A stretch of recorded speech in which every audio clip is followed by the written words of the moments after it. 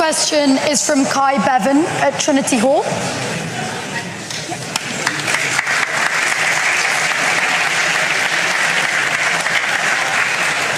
So thank you for coming, Charlie. My question to you, I'm a medical student, and so I'm going to throw out the big A word. I know you get asked about it a lot, but I want to hear from you what your opinion is on abortion. Life begins at conception. But about abortion specifically, why do you think abortion's wrong specifically? Well, you agree murder is wrong? I agree. Okay, so this is where we get to the question, right? Because what is it about murder you say is wrong? Like, why is murder wrong? Well, because it's a human being, not just because it has consciousness or because it's of a certain age, because it's a human. Well, what is it that gives human being this moral worth? Not its consciousness necessarily. I didn't say it's consciousness. I know that. I can imagine it's because it is a human being, because it has a soul. And what is this soul? Where does this come from? This idea that it's... Exactly. Again, the Greeks postulated that it is the entirety of your being. Okay, you guys can laugh. It's true. Every civilization has had a different belief, but agreed upon ethical monotheism, which is the creed of the West and what the birth certificate of my country articulates, is that every human being is more than just matter, it's more than just a clump of cells, but it also has an invisible element to you that will live beyond you. Fine, so, can you say that comes from the Bible, or where else do you get that from? Ethical monotheism, which is the creed of the West. And again, the Declaration of Independence mentions God 4 times. The founders were explicitly believed, not in a secular morality, but a divinely given one, of at least this idea that there is a God and you are not him. And let me ask you, what is the first stage of human development? So this is the thing, right? We can take it from the sperm being generated in the father and the oocyte being generated in the mother, right? They fuse at birth, conception, sorry. The only thing that happens at conception is these 2 cells fuse. Right? No, DNA is created. A zygote. DNA is not created. A DNA, no, that's not true. The DNA, DNA coding at the zygote. Hold on, time out. I'll let you finish. Does a zygote have a unique marker? Charlie, does a zygote have a unique marker? You have to let me speak. You have to answer it, yes or no. Does a zygote have a unique marker?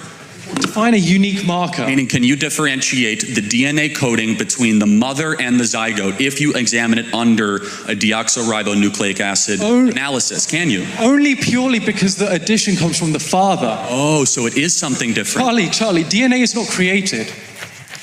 DNA is not created. You have, the father has his own genome, the mother has her own genome. They fuse. This is why you have the same characteristics, similar ones to your mother, similar ones to your father. That's why you have similar characteristics to your siblings. DNA is not created, right? So when you ask me, where does a human being come from? I can say to you, it starts at conception, but all conception is these 2 cells joining, right? But these 2 cells were created, the mother cells were created long before, they were created when she was a fetus. So there's none of this DNA being produced, right? So we can't establish, the only thing that happens at conception is these 2 cells fuse. Now this idea that means that for some reason suddenly that moral worth comes in, but it wasn't there before when you had these 2 cells who had half the DNA. But suddenly there's a correct. Yes, something magical happens at that. It's not magical, Charlie. We know about this. Well, hold on. Charlie. Time out. Hold on.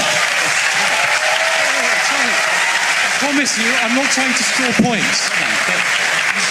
I'm not trying to score points on you. This is genuine. We call it the miracle of life for a reason. We've not been able to yet replicate human life development outside of the womb. We call it the miracle of life because yes, it's something beautiful, the ability to form a new... Magical. It's not... You say magical as in, it's beautiful, it's an incredible thing that happens, of course. But it's not incredible in the sense we don't know what's going on. There's no new DNA coming out of nowhere. Hold on, but time out. Isn't there a separate DNA though than the mother?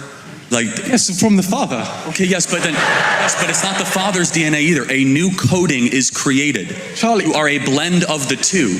And so when did your life begin? Okay, so when did your life begin? Again, this comes from what you define as where life starts. You can say life starts at conception, but I'm telling you, I believe that's just an arbitrary point, right? That's just the moment these 2 cells fuse. Now you say about this mother thing. So the way DNA is arranged in a cell is it's arranged in chromosomes. Chromosomes are paired up. So you have one from the mother, one from the father, typically in a healthy individual, right? Now you can take those maternal chromosomes out and you can find that this is who the person's mother is. And you can do the same with the father. Now, the reason you are different to your mother and father is because some of those chromosomes express genes that are different from each other. And so those genes interact, and that's what gives rise to you, right? But there's no space for any kind of moral framework to come into that until you consider that a human being is capable of consciousness and of suffering. But if you take that out of the equation, the fact that these two DNA, whatever they call molecules, right? These two DNA molecules are fusing. That does not suddenly flip a switch that attributes moral worth to that individual.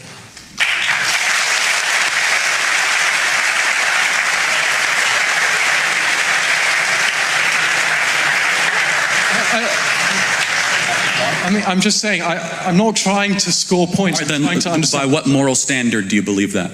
I believe that if an individual is capable of suffering, then it's wrong. Now, can I explain my opinion on abortion, just so you can understand? I would agree, as many reasonable people would, that at 9 months, it's unreasonable to expect someone to get an abortion, right? Unless you have some extreme circumstances. But for an elective abortion seems a bit radical to me. But it also seems radical to say that a woman who has just, the cells have just fused, to deny her of an abortion also seems wrong to me. Because that zygote is not capable of suffering, as far as we know. So by what moral standard? Is that just your opinion? Where did you get that moral standard from?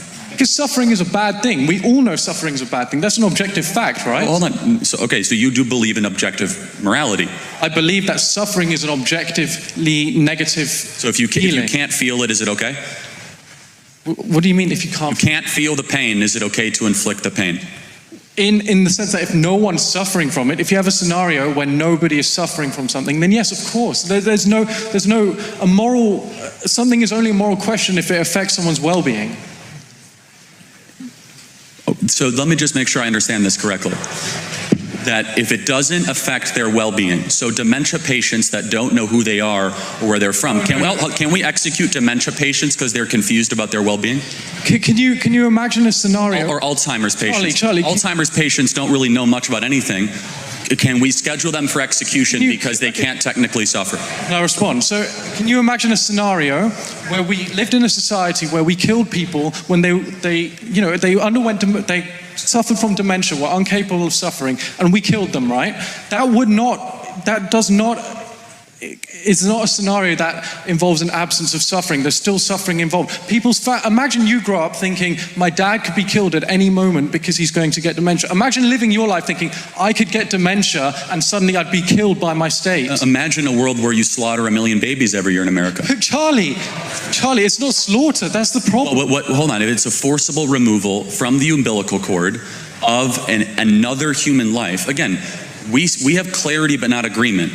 Biologically, you know that your entire coding began at conception. Your coding, that's your uniqueness. That's what I'm denying. I disagree with that. Okay, when those two cells fused together, to use your terminology, yes, that is where the process of scientifically accepted terminology. In the interest of time, can we bring this question to a close? The process of human development objectively begins at that moment. Therefore, those human beings are deserving of human rights. We keep going, or do you want to? No, thank you. Yeah, you can finish. The process of development begins from the moment the sperm is being generated in the father, the moment the eggs are being generated in the mother. To say that suddenly the moral worth switches on when they fuse doesn't make any sense. That's just a point you've taken. It makes perfect sense, because that is when your journey as a human being, when the sperm and egg were separate, you were not yet a fused human being. You were not created uniquely. DNA existed. Any image. Your DNA existed. I thought. Well, no, the parts of your DNA existed. Your DNA did not exist. It's like saying that we have a full car just because we have all the parts. It was not yet put together until conception happens and the zygote was formed. Thank you. I think we have to get. Can we move on to the next question, please? Thank you.